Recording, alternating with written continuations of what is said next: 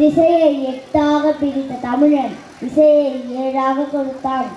ச ரி க ம ப த நி. இசையை ஏழாக கொடுத்த தமிழன் சுவையை யாராக பிரித்தான்? இனிப்பு, இனிப்பு, கசப்பு, காப்பு, புளிப்பு, உவர்ப்பு, துவர்ப்பு. சுவையை யாராக பிரித்த தமிழன் நிலத்தை ஐந்தாக பிரித்தான். குறிஞ்சி, முல்லை, நெய்தல், மருதம், பாலை. நிலத்தை ஐந்தாக பிரித்த தமிழன் காற்றை நான்காக பிரித்தான். தென்றல், வாடை, கோடை, கொண்டல். கிழக்கில் இருந்து வீசும் காற்று கொன்றல். தெற்கில் இருந்து வீசும் காற்று தென்றல். மேற்கில் இருந்து வீசும் காற்று கோடை. வடக்கில் இருந்து வீசும் காற்று வாடை.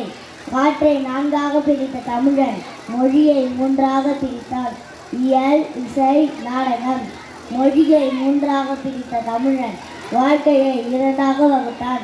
அகம், புறம். வாழ்க்கையை இரண்டாக வகுத்த தமிழன் ஒழுக்கத்தை மட்டும் ஒன்றாக வைத்தான். அதை உயிரினும் மேலாக வைத்தான்.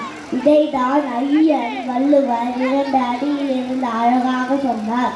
ஒழுக்கம் விழுப்பம் தரலாம், ஒழுக்கம் உயிரினும் அமப்படும். நன்றி.